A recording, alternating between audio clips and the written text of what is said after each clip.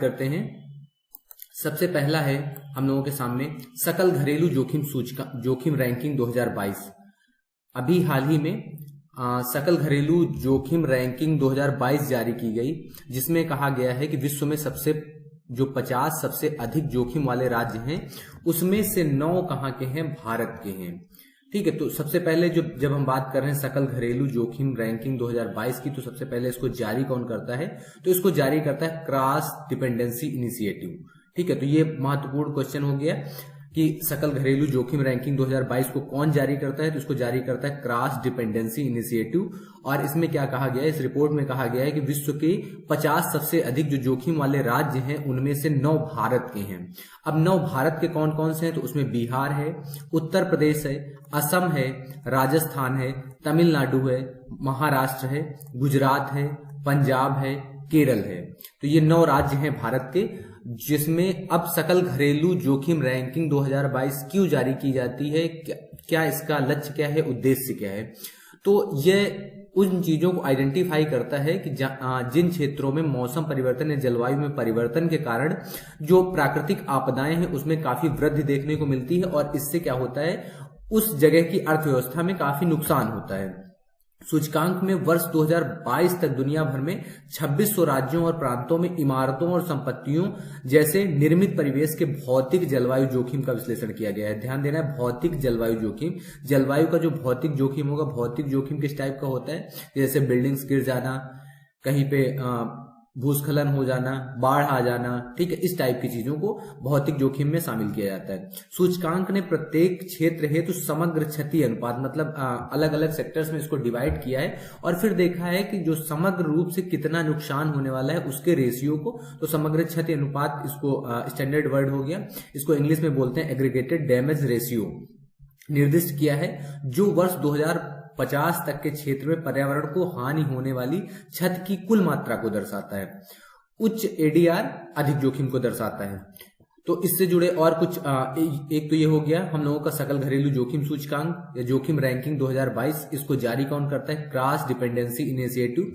इसमें इंपॉर्टेंट क्या है कि 50 जो सबसे अधिक जोखिम वाले विश्व के राज्य हैं, उसमें 9 राज्य भारत के हैं। और कौन कौन से राज्य हैं? बिहार है, उत्तर प्रदेश है, असम है, राजस्थान है, तमिलनाडु है, महाराष्ट्र है, गुजरात है, पंजाब है और केरल है। इसी के साथ अन्य सूचकांक भी देख लेते हैं, तो कौन कौन से सूचकांक अभी हाल फिलहाल में जारी हुए हैं। तो वैश्विक भूखमरी सूचकांक 2022 जारी हुआ है। इसको कौन जारी करता है? तो इसको जारी करता है कंसर्न वर्ल्डवाइड और वेल्थुंगर हेल्थ द्वारा संयुक्त रूप से प्रकाशित किया जाता है। ध्यान देना, कौन जारी करता है वैश्विक भूखमरी सूचकांक को? कंसर्न वर्ल्डवाइड और वेल्थुंगर हेल्थ द्वारा संयुक्त रूप से प्रकाशित किया जाता है। इसमें भारत की रैंकिंग कितनी है? 107 है। तो वैश्विक भूखमरी सूचकांक में भारत की रैंकिंग 107। अगला देखते हैं ग्लोबल इकोनॉमिक आउटलुक 2022। इकोनॉमी की बात हो रही है तो अंतर्राष्ट्रीय मुद्रा कोष इसको जारी करता है, और इसमें चूंकि रैंकिंग जारी नहीं होती, इकोनॉमी के पॉइंट ऑफ व्यू से अगर देखेंगे तो क्या जारी होती है? डेवलपमेंट ग्रोथ रेट जारी किया जाता है। तो भारत की जो सकल घरेलू उत्पाद की वृद्धि दर पहले ज्यादा थी, उसको घटाकर इसमें कितना कर दिया गया है इस वित्तीय वर्ष के लिए? 6.8%। ठीक, अगले वित्तीय वर्ष 2023 के लिए भारत के ग्रोथ रेट का अनुमान क्या लगाया गया? 6.1%। तो ग्लोबल इकोनॉमिक आउटलुक इसको जारी कौन करता है? आईएमएफ इसको जारी करता है। आईएमएफ का फुल फॉर्म क्या होता है? इंटरनेशनल मॉनेटरी फंड या अंतर्राष्ट्रीय मुद्रा कोष। और इसने इस वित्तीय वर्ष के लिए भारत के सकल जो जीडीपी है उसकी ग्रोथ रेट कितने परसेंट रखी है? 6.8%।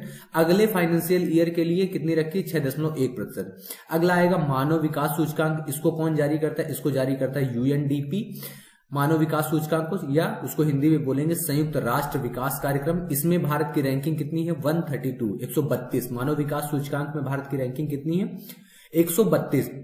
अगला आएगा ग्लोबल जेंडर गैप इंडेक्स 2022। इसको जारी कौन करता है? विश्व आर्थिक मंच। ठीक, इसमें भारत की रैंकिंग कितनी है? 135। ग्लोबल जेंडर गैप इंडेक्स कौन जारी करता है? विश्व आर्थिक मंच, और इसमें भारत की रैंकिंग 135।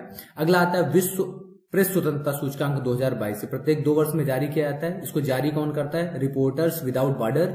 ठीक, इसमें भारत की रैंकिंग कितनी है? 150 है 180 देशों में। ठीक है, तो काफी बुरी स्थिति है विश्व प्रेस स्वतंत्रता सूचकांक में। तो ये कुछ इंपॉर्टेंट सूचकांक हो गए। ठीक है, एक क्वेश्चंस के साथ में ये हम लोगों को देखना होगा कि कितने क्वेश्चंस और बन सकते हैं। ठीक है, तो ये सारे जो इंपॉर्टेंट सूचकांक थे, और हम लोगों ने मेन तो देख ही लिया, सकल घरेलू जोखिम रैंकिंग 2022। अगला देखते हैं, भारत का पहला एग्री चैटबॉट, इसका नाम है अम्मा कृसाई, उड़ीसा में लॉन्च किया गया। ठीक है, एग्री चैटबॉट, पहला चैटबॉट लेक्सी था, लेकिन जो पहला एग्री चैटबॉट है, इसमें क्या होता है, इसमें आर्टिफिशियल इंटेलिजेंस एआई का इस्तेमाल करके, मतलब आप इससे कुछ भी पूछोगे तो उसका आपको स्वतः आर्टिफिशियल इंटेलिजेंस के माध्यम से उसको आपका जवाब आपको मिल जाएगा। तो इसको किसने जारी किया है, तो इसको किसने लॉन्च किया है, तो इसको लॉन्च किया है उड़ीसा के जो राज्यपाल हैं, उनका नाम क्या है, प्रोफेसर गणेशी लाल। इन्होंने कृषि ओडिशा 2023 के समापन सत्र में कृषि क्षेत्र के लिए भारत का पहला एआई चैटबॉट अम्मा कृसाई लॉन्च किया है। अम्मा कृसाई चैटबॉट किसानों को सर्वोत्तम कृषि पद्धतियों, मतलब अच्छे से खेती कैसे कैसे की जा सकती है, किस सीजन में क्या किया जाना चाहिए, किस किस तकनीक का इस्तेमाल किया जाना चाहिए, इन सारी जानकारियों को किसानों को समझाने में मदद करेगा। उन्हें सरकारी योजनाओं और 40 से अधिक वाणिज्यिक और सहकारी बैंकों में ऋण उत्पादों के बारे में सूचित करेगा। मतलब आपको टेक्नोलॉजी के साथ जोड़ेगा, आपको कैसे खेती करनी है ये बता सकता है, कौन कौन सी खेती के लिए योजनाएं सरकार द्वारा चलाई जा रही हैं उनके बारे में बताएगा, किस तरीके से आप फाइनेंशियली बैंकों से हेल्प ले सकते हो उनके बारे में आपको बताएगा। अम्मा कृसाई एक पायलट परियोजना की तरह चलेगी, जिसमें 10,000 से अधिक किसान शामिल होंगे, और अगले 2 महीनों में इसे पूरी तरह से लागू किया जाएगा। भारत का, मैंने अभी थोड़ी देर पहले बताया था कि पहला चैटबॉट कौन सा था, लेक्सी भारत का पहला चैटबॉट था, और भारत का पहला एग्री चैटबॉट कौन सा हो गया, चैटबॉट अम्मा कृसाई। इसको लेक्सी जो था, इसको किसने लॉन्च किया था, तो भारत की कंपनी है, इसको नाम है वेलोसिटी कंपनी। अगले कुछ चैटबॉट देख लेते हैं। चैट जीपीटी बहुत ट्रेंडिंग में है, इसको किसने लॉन्च किया है, तो माइक्रोसॉफ्ट ने लॉन्च किया है। चैट जीपीटी का फुल फॉर्म क्या होता है, chat generation pre trained transformer. Bard जो चैटबॉट है किसका है, गूगल का है। अर्नी और मॉस, ये चैटबॉट किसके हैं, चाइना के हैं। ठीक है, तो ये कुछ इंपॉर्टेंट चैटबॉट हो गए जिनके नाम आपको याद रखने हैं, किसी भी एग्जाम में अगर पूछे जाते हैं तो आपकी ये चीजें आपको पता होनी चाहिए। अगला देखते हैं, सांसद रत्न पुरस्कार कुछ दिए गए हैं, तो उसमें doctor APJ Abdul Kalam life achievement award 2023 या आजीवन उपलब्धि पुरस्कार दिया गया है। किसको दिया गया है, पूर्व राज्यसभा सांसद है टीके रंगराजन। ठीक, इनको लाइफ टाइम अचीवमेंट पुरस्कार से सम्मानित किया गया। इसके अलावा संसद रत्न अवार्ड 2023 की घोषणा 21 फरवरी को हुई है, जिसमें 13 सांसदों को, 2 पार्लियामेंट्री कमेटियों को और 1 लाइफ टाइम अचीवमेंट अवार्ड की घोषणा की गई।